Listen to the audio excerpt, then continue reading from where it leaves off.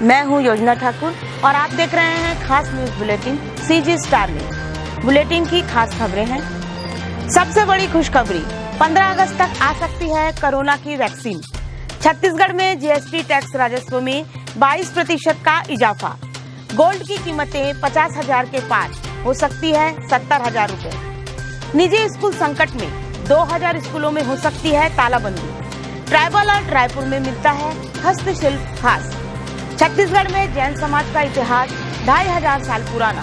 सफेद जैन की विशेष रिपोर्ट। और बोनजेलों में बिस्कुट का स्वाद जुबान में। सरकारी बैंकों पर रिजर्व बैंक का नियंत्रण। देश के लिए सबसे बड़ी खुशखबरी है कि कोरोना वायरस से लड़ने के लिए स्वदेशी वैक्सीन 15 अगस्त यानी स्वतंत्रता दिवस तक लॉन्च हो सकती है। Indian centre for medical research और भारत बायोटेक ने इस वैक्सीन का जानवरों पर प्रयोग किया, जो सफल रहा है और अब मनुष्य पर इसके क्लिनिकल टेस्ट की तैयारी की जा रही है। गौरतलब है कि इस 2020 में कोरोना वायरस की दहशत से पूरा विश्व गुजर रहा है और इसकी वजह से पूरा भारत 2 माह से ज्यादा लॉकडाउन में रहा। इसमें यह टीका अगर सफल रहा तो हम सब के लिए राहत की खबर होगी। देश में मंदी, लेकिन छत्तीसगढ़ प्रदेश की GST राजस्व में 22% तक की वृद्धि से छत्तीसगढ़ की कांग्रेस सरकार गदगद। व्यापार और उद्योग में तरक्की से हर तरफ उम्मीद की लहर। आने वाले समय में रोजगार और विकास की उम्मीद। अल्पसंख्यक आयोग के अध्यक्ष महेंद्र चाबड़ा और चैम्बर के उपाध्यक्ष राजेंद्र जग्गी ने इसका श्रेय मुख्यमंत्री भूपेश बघेल को दिया। दिनेश साहू की रिपोर्ट। देखिए, छत्तीसगढ़ में जो माननीय भूपेश बघेल जी की सरकार है वो किसानों के हित की हमेशा काम करते रही है। राजीव गांधी किसान न्याय योजना का सीधा लाभ किसानों को मिला है और जो छत्तीसगढ़ में जिस तरीके से आय में वृद्धि हुई है, जिस तरीके से GST में लाभ मिला है और रिजर्व बैंक ने भी जिस तरीके से छत्तीसगढ़ सरकार की तारीफ की है, उसके पीछे मुख्य रूप से कारण यह है कि किसान न्याय योजना का लाभ जो है किसानों को मिला और जब किसानों के खातों में रुपया गया, पैसा गया, तो किसानों ने बाजार में वो पैसा आया, बाजार में आने से व्यापारियों को उसका लाभ मिला, व्यापार में लाभ मिला तो निश्चित रूप से GST का लाभ सरकार को मिला, जनता को इसका लाभ आने वाले समय में विकास के कार्यों में मिलेगा। छत्तीसगढ़ की सरकार समाज के अंतिम व्यक्ति तक पहुंचकर उसको लाभ पहुंचाने का काम करती है। यही हमारी नीति है और इसी नीति के कारण छत्तीसगढ़ में भूपेश बघेल की सरकार लगातार लोकप्रिय होते जा रही है। केंद्र की सरकार और रिजर्व बैंक सहित सभी एजेंसियां उसकी तारीफ करती हैं। माननीय भूपेश बघेल जी देश के दूसरे नंबर के मुख्यमंत्री इसी कारण बने हैं क्योंकि उनकी नीतियां जो है धरातल पर काम करती हैं। जो छत्तीसगढ़ में 22% GST की वृद्धि हुई है, मैं इसमें सम्मानीय मुख्यमंत्री भूपेश बघेल जी को बहुत पूरा श्रेय देना चाहूंगा कि उन्होंने लॉकडाउन पीरियड में जो व्यापारियों और उद्योगपतियों के साथ उनकी रीति नीति के तहत काम किया और समय समय पर कब खोलना है, कब बंद करना है, उन्होंने जो इसकी एक नीतिगत निर्णय लिया, यह 22% का ग्रोथ, मेरा मानना यही है कि ये उस छत्तीसगढ़ की रीति नीति के चलते ही ये ग्रोथ हमारे छत्तीसगढ़ के लिए आया है, जिसके लिए सम्मानीय मुख्यमंत्री जी बहुत बधाई के पात्र। आप मानिए कि जब उन्होंने कार्यभार संभाला तो उन्होंने पहले ऋण माफ किया, फिर उसके बाद राजीव गांधी योजना आई। माने हर तरीके से किसानों को वृद्ध अपना किस प्रकार से समृद्ध किया जाए, ये सोच उनकी तरफ गई। और मेरा अपने दृष्टिकोण है कि मैं मानता हूं कि ये सोच उनकी इसलिए है कि जब गांव हमारा समृद्ध होगा तो शहर भी समृद्ध होगा। गांव का पैसा शहरों में आता है, व्यापारियों तक आता है। ये समृद्धि का एक ये बहुत बड़ा उनकी दूरदृष्टि के कारण ही ये 22% की वृद्धि है। सोने की कीमतों में भारी बढ़ोतरी। गोल्ड के दाम प्रति 10 ग्राम 50,000 रुपए से ऊपर हो गए हैं। आने वाले समय में ज्यादा सोना 70,000 रुपए पार करेगा। खास खबर कि पूरे विश्व में कोरोना संकट छाया हुआ है और उस कोरोना संकट के चलते सारे देशों की मुद्राओं का अवमूल्यन हो चुका है। इस स्थिति में सोना ही ऐसी वस्तु रहेगी जो कि मुद्रा के रूप में हर देश में इसका इसी से व्यापार होगा और उसी को एक देश वाला चाहेगा, इसीलिए सोने के दाम बढ़ेंगे और सोने का स्टॉक करेगा हर कोई। हर देशवासी सोने का स्टॉक कर रहे हैं, सरकारें कर रही सोने का स्टॉक, उसके कारण मुद्राओं पे विश्वास घट रहा है लोगों का। इसी के कारण सोने का अंतर्राष्ट्रीय स्तर पे भी भाव बढ़ रहा है और हमारे वहाँ तो बट नेचुरल सोना शौक है, लोग रखते ही हैं, तो वो तो बढ़ेगा ही। सोना 50,000 तो एक अभी सामान्य स्तर है, 60-70 हज़ार रुपये भी पहुंच जाए तो कोई आश्चर्यजनक बात नहीं रही है। चूंकि अंतर्राष्ट्रीय स्तर पे सोने की मान्यता अधिक है चांदी से, इसीलिए सोने का भाव बढ़ेगा और चांदी का थोड़ा थोड़ा बढ़ेगा ही। आज देखें तो 25% तो बढ़ ही गया है अपने बॉटम लेवल से। चांदी का दाम भी आगे में 10-20 हज़ार रुपये और बढ़ जाए तो सामान्य बात रहेगी। भारत और चीन का जो तनाव है निश्चित रूप से उसी के कारण सोने में अभी 10,000 रुपये की तेजी देखी गई है। अगर ये तनाव युद्ध में परिणित हो गया तो ये मान के चलिए 70-80 हज़ार रुपये सोना पहुंच जाएगा। इसमें कोई अतिशयोक्ति नहीं रहेगी। सोना हमेशा से इन्वेस्टरों को बहुत बेहतर रिटर्न दिया है, आगे भी देगा। निश्चित होकर आदमी सोना खरीदे, कहीं कोई दिक्कत नहीं आएगी। सरकार के फरमान से प्रदेश के 7,000 से भी ज्यादा निजी स्कूल संचालक मुसीबत में। फीस नहीं लेने और शिक्षकों को वेतन देने का आदेश बना संकट का कारण। एक रिपोर्ट।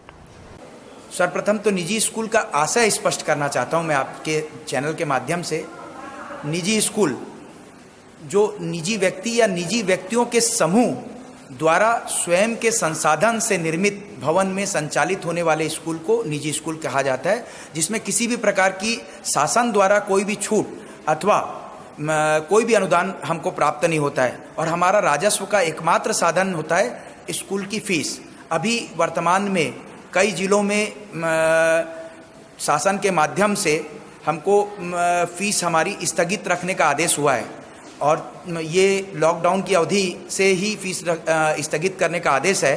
फीस नहीं आने के कारण हम लोगों के समक्ष अनेक प्रकार के खर्चों का वेतन देने का प्रॉब्लम आ रहा है। मैं आपको आपके चैनल के माध्यम से बताना चाहता हूँ, लगभग छत्तीसगढ़ में लगभग 7,000 निजी स्कूलें संचालित हैं। 98% ऐसी निजी स्कूल हैं जिसमें किसी भी प्रकार का शासन का कोई भी सहयोग या अनुदान प्राप्त नहीं होता या कोई भी छूट। लोग दर्शक आपके चैनल के माध्यम से दर्शकों को ये बताना चाहता हूँ कि भ्रम की स्थिति में ना रहे कि हमको किसी भी प्रकार का शासन से सहयोग प्राप्त हो रहा है। फीस ही एकमात्र जरिया है हमारे खर्चों को मीट आउट करने का। यदि इस प्रकार की स्थिति रही और बहुत लंबा खींचेगा तो बहुत सारी स्कूल, और मेरे अनुमान के अनुसार लगभग 2,000 स्कूलें जो छोटी स्कूलें हैं वो बंद हो जाएगी। आज एक चीज़ मान के चलिए, 25 रुपये महीने से लेकर 25 रुपये, 100 रुपये महीना, 500 रुपये महीना, 1,000 रुपये महीना और 5,000 रुपये महीना, 10,000 रुपये महीने तक की स्कूल है। यदि छोटी स्कूलें बंद हो जाएगी तो मजबूरी में लोगों को बड़ी स्कूलों में ही प्रवेश कराना पड़ेगा। वेतन देना है, अब कैसे करें? इसमें मैंने कहा ना तपेश जी कि स्कूलें बंद हो जाएगी यदि इस प्रकार की स्थिति रही तो। अभी तो कर रहे हैं, ले दे के अभी 1-2 महीने का ले दे के चला रहे हैं, लेकिन बहुत ज़्यादा लंबे समय होगा तो रबड़ को उतना ही खींचना चाहिए जब तक का वह टूटे ना। अब सहकारी बैंक रिजर्व बैंक के निर्देशों पर चलेंगे। खाता धारकों के लिए राहत 5 लाख रुपए तक की राशि सीमित। देखिए, इससे पहले से तो काफी फर्क पड़ेगा और काफी सहकारी बैंकों में जो अभी तक जो कंट्रोल आरबीआई का था उसमें पकड़ बनेगी।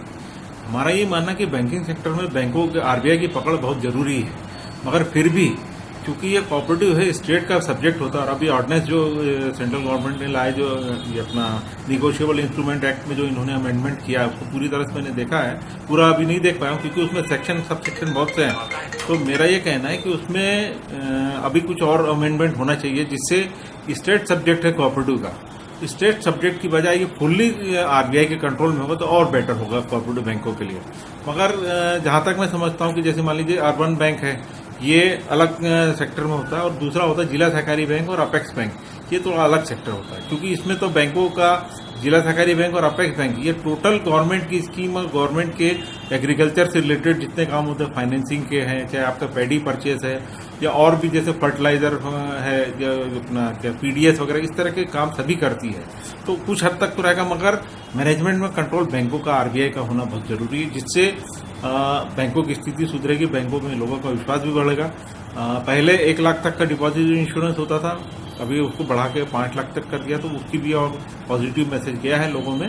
मगर और थोड़ा सा मैं समझता हूँ कि ये डुअल कंट्रोल है, उसको पूरी तरह से आरबीआई के कंट्रोल में होना चाहिए सहकारी बैंकों को, जो अभी तक मेरे हिसाब से नहीं हुआ है। ट्राइबल आर्ट लालगंगा शॉपिंग में देश भर के हस्तशिल्प कलाकृतियों का अनोखा संग्रह है। घर की सजावट और गिफ्ट के लिए राजधानी रायपुर में ये खास शॉप है। दिनेश साहू की रिपोर्ट। मैं अभी ट्राइबल आर्ट में हूँ और मेरे साथ है अनुदास जी, जो एक दुकान चलाती हैं। ये जो शॉपिंग मॉल है लालगंगा शॉपिंग मॉल में है। आप क्या बताना चाहती हैं कि आपके यहाँ कितना अच्छा प्रोडक्ट है?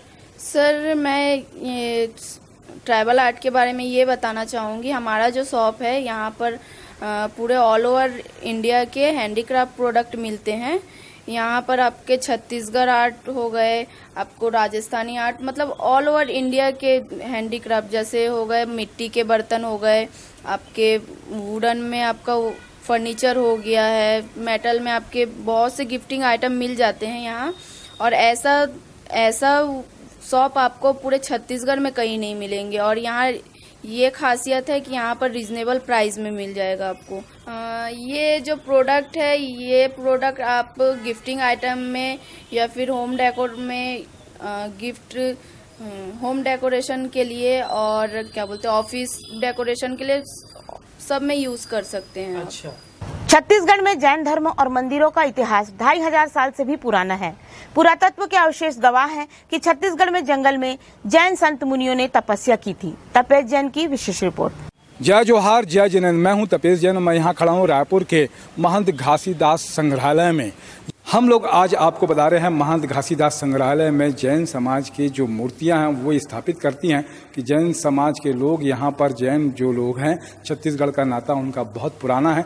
ये मध्य प्रदेश के समय में अगर देखा जाए तो कारी तराई में भगवान महावीर स्वामी की जो है 24वें तीर्थंकर हुए, से पहले 23 तीर्थंकर और हुए हैं। महावीर स्वामी की ये प्रतिमा आप लोग देख रहे होंगे कि 10वीं शताब्दी की कारी तराई से मिली है। बहुत ही अनुपम और ऐसा लगता है कि पूरा ये मूर्ति वहाँ से प्राप्त हुई थी। इसके बाद में यहाँ पर संग्रहालय में इसको संरक्षित किया गया है कि देखने के लिए, दिखाने के लिए कि कितना पुराना जैन समाज का इतिहास है। इसी तरीके से तीर्थंकर, ये नाम दिया है तीर्थंकर का, तो तीर्थंकर की प्रतिमा भी जो है कारी तराई से ही प्राप्त हुई है।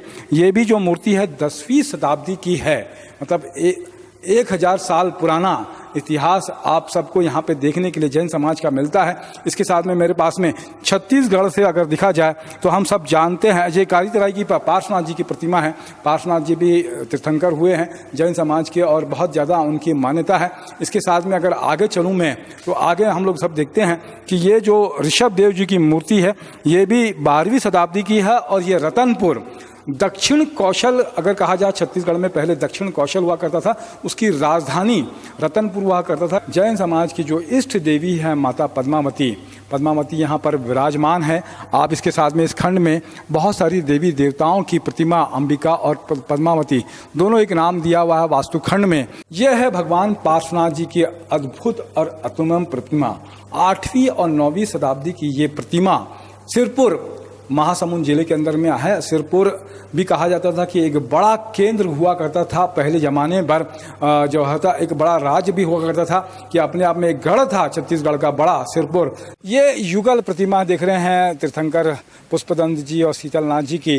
ये 11वीं शताब्दी की प्रतिमा है जो कि कारी तराई जबलपुर के पास में है। पहले मध्य प्रदेश में हमारा छत्तीसगढ़ भी जुड़ा हुआ करता था, वहाँ उत्खनन से ये मूर्तियाँ प्राप्त हुई है। और यहाँ पर घासीदास संग्रहालय के बाहर जो है, यहाँ पर जगह अंदर नहीं होने की वजह से यहाँ पर संरक्षित करके रखा गया है। ये एक और सहस्त्र चैत्यालय आप लोग देख रहे हैं कि इसमें जो पहले चैत्यालय दिखा था आपने उससे थोड़ा सा भिन्न है, आकार में थोड़ा सा बड़ा है।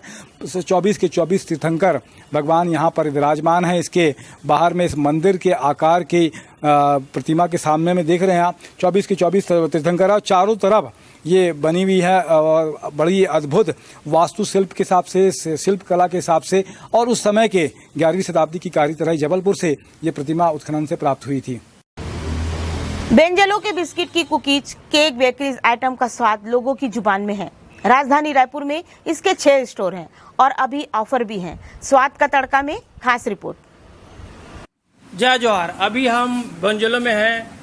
रविंद्र जी, आप अपने दुकान की क्या खासियत बताना चाहते हैं? सर, मेरा नाम रविंद्र राणे है। मैं बेंजलो में हूँ। हमारे बेंजलो में हमारी 6 ब्रांचेस है।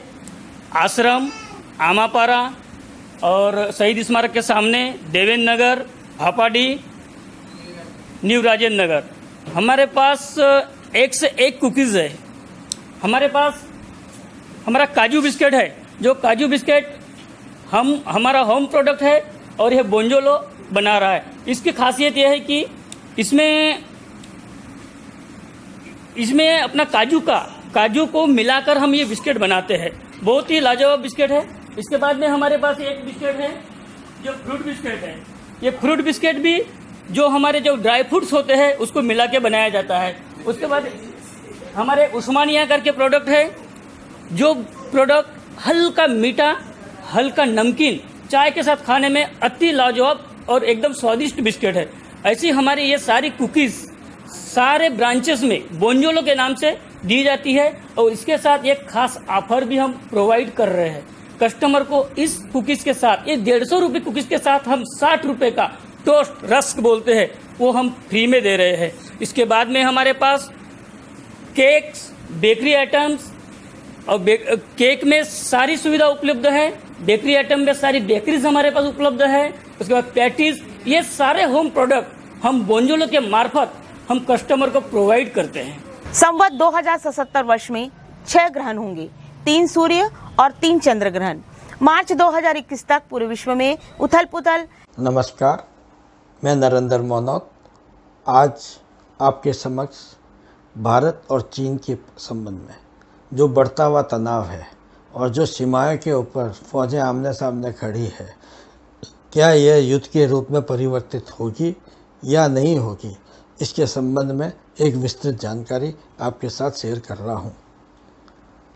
हम अगर ग्रहों की चाल को देखें तो 4 फरवरी 1962 से लेके 21 नवंबर 1962 के मध्य शनि मकर राशि में भ्रमण कर रहे थे और शनि ने उस वर्ष 2 नक्षत्रों में ट्रैवलिंग की थी।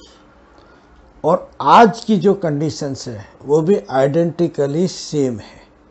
वो युद्ध में परिवर्तन होने में, वो तनाव को युद्ध में परिवर्तन होने के लिए 8 से 9 महीने लग गए। आज हम ठीक उसी प्रकार उसी स्थिति पे खड़े हैं।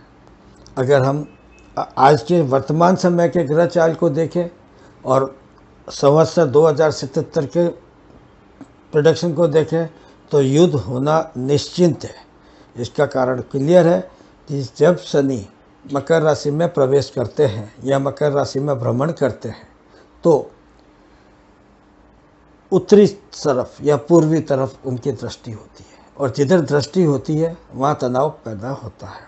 अब इस वर्ष के अंदर शनि उत्तराषाढ़ा से श्रवण नक्षत्र की तरफ जाएंगे। जब एक वर्ष में 2 नक्षत्र की ट्रैवलिंग है तो यह युद्ध होना करीब करीब तय है और ग्रहों के हिसाब से तो ये युद्ध होगा ही।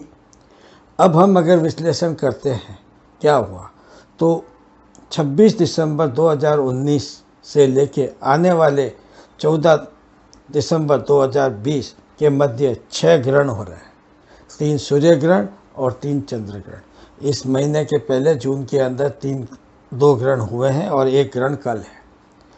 ठीक है, इसके बाद में अगर इस वर्ष के ग्रहों की चाल देखें तो 5 से 6 ग्रह वक्री भी हो रहे हैं, एक साथ एक ही जगह पे शामिल हो रहे हैं और ग्रहण भी हो रहा है। ये सारी खगोलीय स्थिति एक बुरे समय का, एक तनाव भरे समय का संकेत दे रही है और यह संकेत बिल्कुल स्पष्ट है कि हमारी उत्तरी सीमा, हमारी पूर्वी सीमा और उत्तर पूर्वी सीमा पर यह तनाव अभी और आगे बढ़ेगा। 15 अगस्त 2020 को स्वतंत्रता दिवस के बाद 16 अगस्त को मंगल मीन राशि से मेष राशि में प्रवेश कर जाएगी। जैसे ही ये मेष राशि में प्रवेश करेंगे, ये उसकी स्व राशि है। मंगल की ताकत बढ़ जाएगी, मंगल का वर्चस्व बढ़ जाएगा, मंगल का तेज बढ़ जाएगा। आगे 23 सितंबर को राहु मिथुन राशि छोड़ के वृषभ राशि में आ जाएंगे और केतु धनु राशि छोड़ के वृश्चिक राशि में आ जाएंगे। वृश्चिक राशि का मालिक भी मंगल है और मेष और जो कि वृश्चिक, इन दोनों में षडाष्टक संबंध स्थापित हो जाएगा। यह एक अंगारक योग की तरफ इशारा कर रहा है। इसके बाद में नवंबर माह में एक चंद्र ग्रहण है। अब धीरे धीरे कंडीशंस इस ढंग की बदल रही है कि हम युद्ध की तरफ उन्माद बढ़ रहे हैं। तो जो तनाव 15-16 अगस्त से बढ़ना चालू होगा वो धीरे धीरे वहाँ धकेल देगा। आगे जाते हुए 7 जनवरी 2021 को शनि अस्त हो जाएंगे। शनि मकर राशि में अस्त हो जाएंगे और उस समय वो श्रवण नक्षत्र से ट्रैवलिंग करेंगे वो संयोग जो है और 6 से 7 महीने का मंगल का मेष राशि में वक्र होना, वो होना, और गुरु का नीच राशि में भ्रमण करना, ये सारे संयोग ये इंडिकेट कर रहे हैं कि नवंबर के बाद कभी भी चाइना से एक युद्ध का आगाज़ हो सकता है।